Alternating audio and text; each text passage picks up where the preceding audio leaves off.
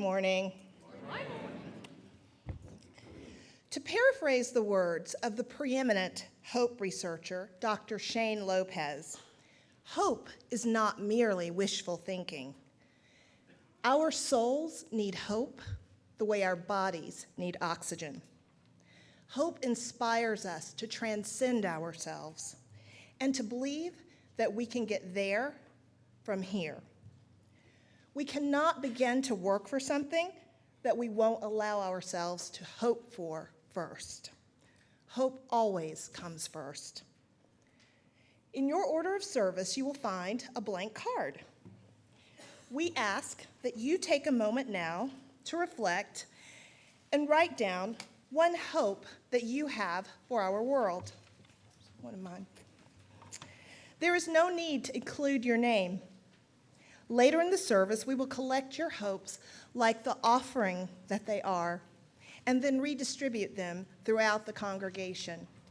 In this way, we can both express our own hopes for the world and share in the hopes of others. Let's do that now.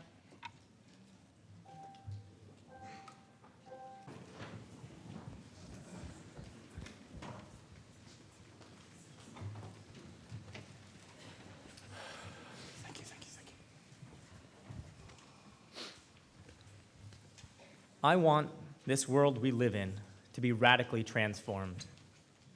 We can't eliminate suffering, but we can heal brokenness. We can't grant every wish or be everything to every person, but we can draw the circle wider. We can welcome those who feel alone. We can show each person the promise of a life lived in the beloved community and extinguish fear and anger and destruction with the light of love. We can let the light shine, and as the spring sun spreads across a field and melts the winter frost, we can bring about a new season when love reigns. When I was a kid, the thing I wanted most was to be good. I thought that meant being like Jesus or Superman. Unambiguous, solitary figures, avatars of virtue. And our stories of leaders are stories like that. Martin Luther King, Elizabeth Cady Stanton, Tom Brady, Katniss Everdeen. They represent leadership as a persona, a lonely sacrifice. But as I have settled into a comfortable sense of myself as an adult human being, I've experienced the creeping disappointment, the realization that society taught me wrong. This has been true in many ways, but a broken model of leadership is one of them. What I have seen and learned instead is that there is no Superman. Leadership is about community. Martin Luther King, without the movement, would have been a preacher without a church, a man talking into the wind. Tom Brady, without an offensive line to protect him. Even Jesus had a posse. And the posse are the ones that actually did the work of changing the world. We at UUCA lead because we want to change the world. And as Margaret Mead said, never underestimate the power of a small group of committed people to change the world. In fact, it's the only thing that ever has. Show the world what the beloved community looks like, and they will be drawn to that light.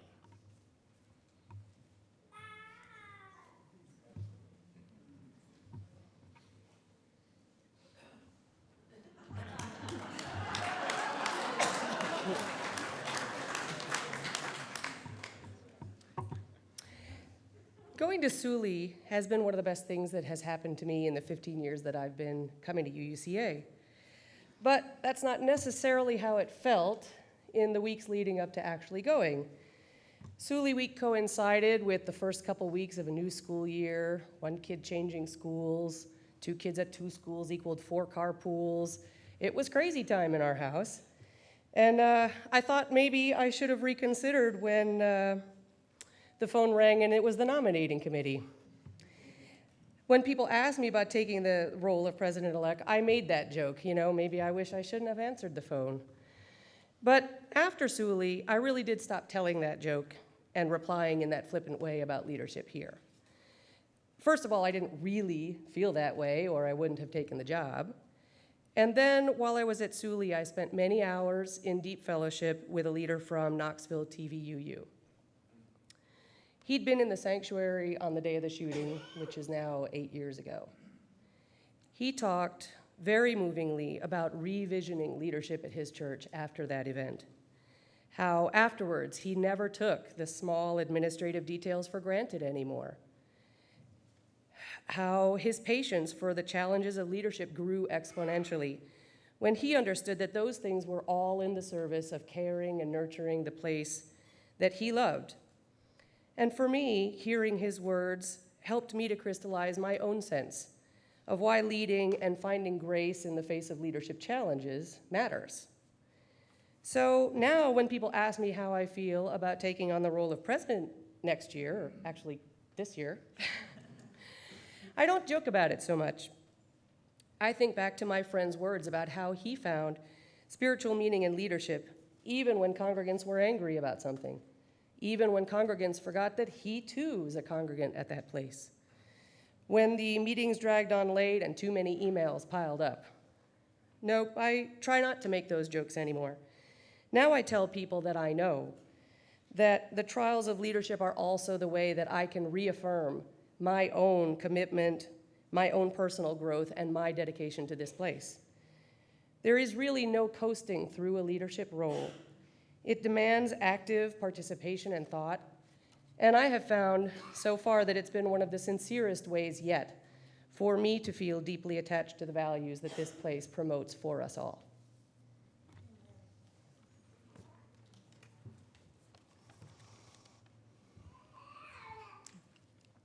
Last year, I ran from this very room, this sanctuary, in tears.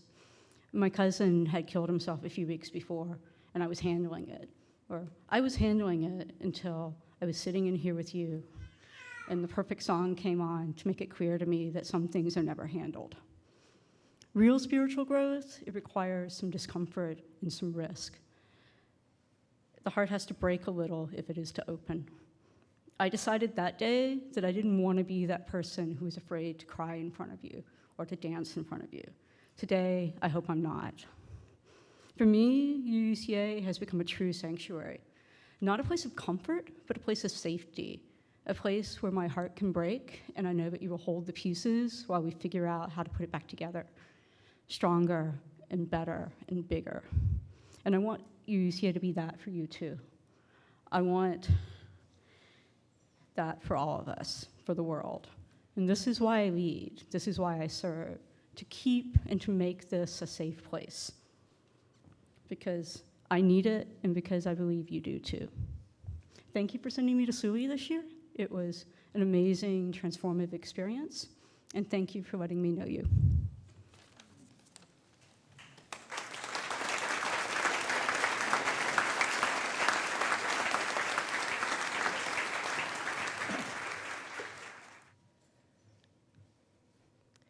I often joke that one of the reasons why I love my job is that I came to work and I found a church instead. When I started here, I definitely got the how of doing my job. But over time, every Sunday, UUCA was changing my life too. In August, I went to Sully, and it was transformative for me. But at first, I really pushed back against vulnerability and what it meant to be not just a leader, but a spiritual leader. How many of you know what imposter syndrome is? Do you ever get the, why in the world do they put me in charge of anything feeling? Or the, soon enough, they're gonna figure me out? I'm certain that everyone in this room has felt this way at one point or another. By definition, imposter syndrome is marked by an individual's inability to internalize their accomplishments and a persistent fear of being exposed as a fraud. Proof of success is dismissed as luck, timing, or deceiving others into thinking that they are more intelligent or competent than they believe themselves to be. In my free time, I serve on the board of an abortion fund. At one point, I was lamenting to my therapist that I felt like I would never be one of those reproductive justice rock stars who get so much work done. You know, the people on social media who everybody recognizes, the people at the helm of large organizations, the activists, and the big names. My therapist took one look at me and she said, "Jessica, you are those people." And of course, immediately I was taken aback because I had never stopped to think that my work with an abortion fund, which has supported hundreds of people and given out tens of thousands of dollars since its inception, was enough. All that had to have been luck or flying by the seat of my pants or, quick thinking cleverness. But that statement stuck with me. So now, when I question my leadership abilities or what I've accomplished, I stop and I tell myself, I am those people. I applied for the Director of Congregational Life job at UUCA because I knew Unitarian Universalism lined up with my values, and I had always worked for places that lined up with my values. Planned Parenthood, the Atlanta Community Food Bank, the International Rescue Committee, etc. I wanted to be around people who were passionate about social change. I knew I could manage a volunteer program. I knew I could fundraise, easy peasy. I sat on 2 boards. I had managed large events and built an entire volunteer program from scratch. I was going to be a rock star at this job. But then I got the job. After I settled into my position here, I began to realize that yes, Reverend McCarr did think I was a rock star at managing these complex programs of the congregation. But he wanted me to be a spiritual leader too. So wait, me, a spiritual leader working with a group of people to change lives and change the world. With my weird mix of slightly agnostic, but maybe not really, with a dash of Buddhism and Hinduism and quantum physics, but definitely pretty hippie spirituality. I was a nonprofit professional. I didn't have time for vulnerability. So I came to work every day determined to not let this touchy-feely religion stuff get in the way of what I had to do. But like I said, I am those people. Things changed for me at Suli. Over the course of 5 days, Suli pushed me to understand the why of this work, its rich theology, its history, and its values. I went on a journey that took me from this workplace aligns with my values to I am a Unitarian Universalist. I decided at that point to, rather than to push the vulnerability away, to push away the, who, me, feeling, that I would take a deep look inside myself. I saw the ways in which this place has changed me for the better. I looked at these programs that I supervise, those nuts and bolts, and I saw that they were much more than that. I saw the ways in which they changed your lives too. And then I looked at this faith tradition and saw a movement that was changing lives and changing the world. I am those people. UUs are charged with a free and responsible search for truth and meaning, and I think that can be daunting. It charges each of us to be a leader and to find what resonates with us deeply and put that to work. Reverend McCarr reiterates what we believe at the beginning of service every Sunday. I believe in those values. I know we're a world-changing movement. So what does that mean? For me, it meant getting in touch with my vulnerability and realizing that I am that person. It meant knowing that I wasn't just a nonprofit professional, I wasn't just a leader, I was a Unitarian Universalist leader, and I was serving as an agent of change alongside you toward a shared vision. So to me, the beauty of Unitarian Universalism is that it's each of our jobs to take our own internal sense of leadership and build that up, in turn building up the beloved community that we want to see, both within these walls and in the world. Hate to say it, but I'm one of those dreaded millennials, which means a lot of things to a lot of journalists, apparently, mostly that I'm lazy and narcissistic or something like that. I beg to differ. But I graduated right into the Great Recession, and I struggled to make ends meet for several years. Now I have a career that I'm proud of and a work that I love. I think what's more important about millennials is the way we're changing the world of work. I recently read an article that describes some millennials as outright radicals, working to wipe all the pieces off the board and start a new game with different rules and different goals. I'm proud to know that that's part of what I get to do every day. Getting into the car at the end of Suli, I wrote a mission statement. It's my job to awaken the possibility in others so that we may grow souls and heal the world together. I can't wait to see the possibility awakened in each one of you. I am those people. You are those people. Let's dig deep together and build the world that we want to see.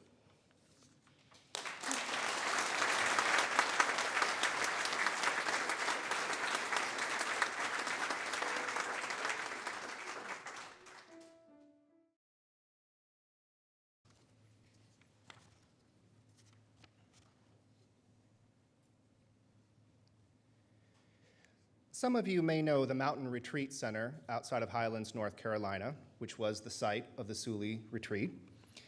It's a UU-affiliated center up in the mountains with wooden cabins, hiking trails, a fire pit. It's rather rustic. It smells like damp and the 1970s. But Sully was not my first experience at the mountain. A few months earlier, my Covenant group held an overnight retreat. At that time, I paid extra for my own room, which was really a tiny cabin with 2 twin beds and a bathroom smaller than most airplanes. So I had some idea what to expect. But I was surprised, to say the least, as the last one to check into the cabin, that this was a 10-bed cabin, and I'd have 3 roommates, and a plywood bunk bed, and a plastic mattress. This is a gay Virgo's nightmare.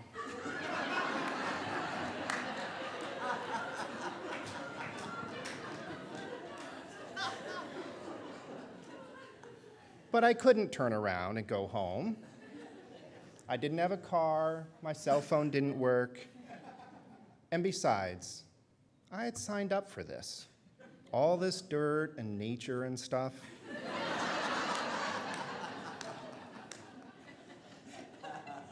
Sully is a week-long immersive experience. No TV, no internet, no cell phones.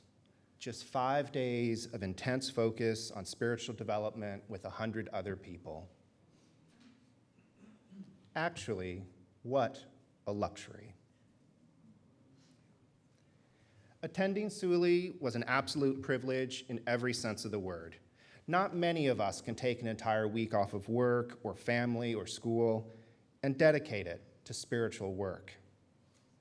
I'm grateful to Reverend McCarr and the board for selecting me, for seeing something in myself I hadn't yet seen myself.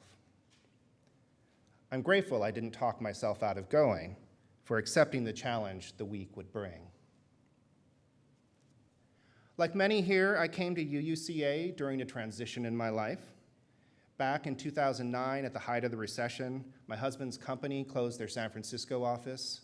My own employer was reorganizing.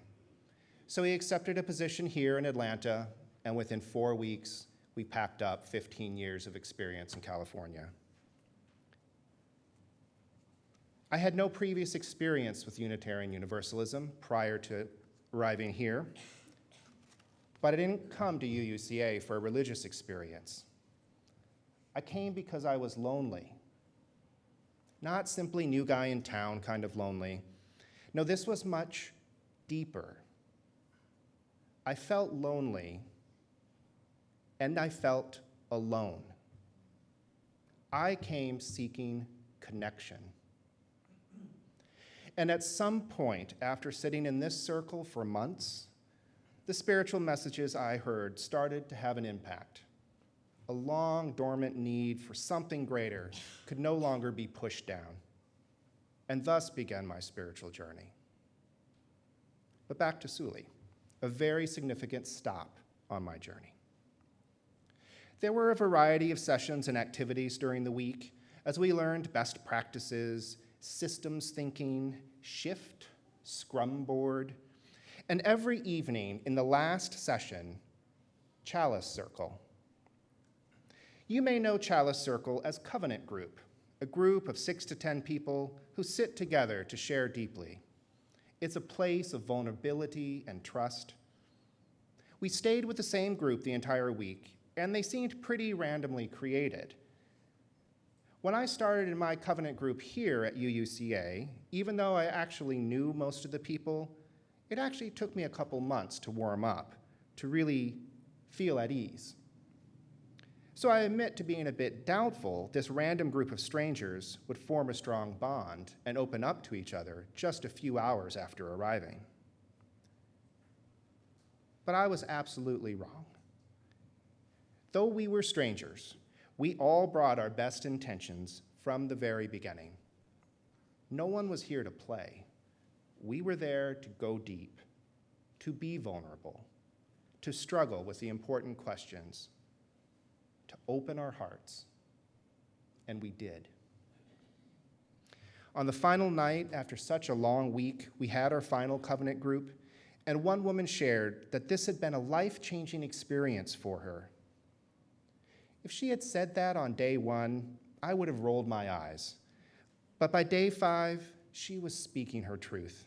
I had witnessed it, and I had been part of it.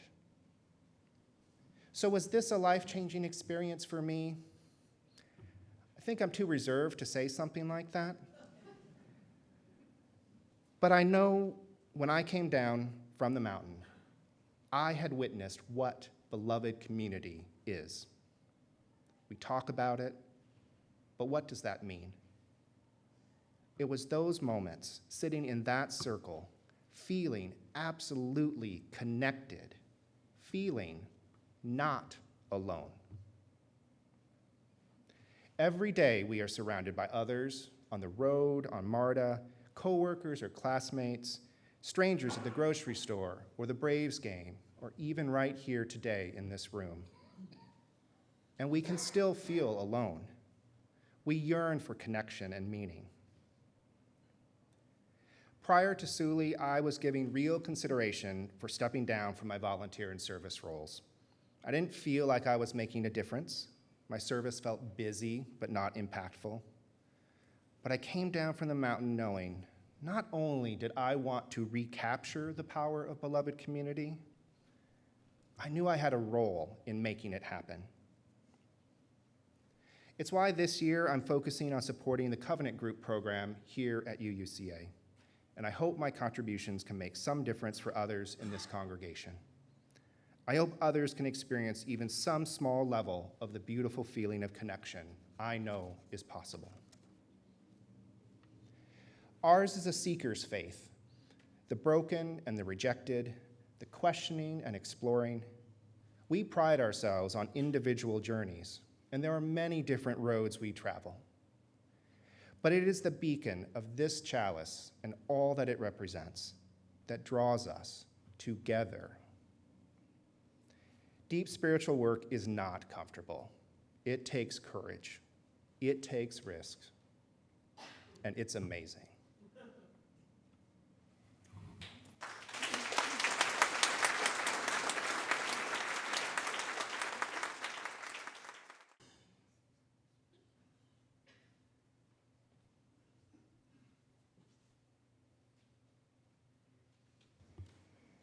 I'd like to invite everyone to take a moment to consider the hope for the world that you wrote down a moment ago.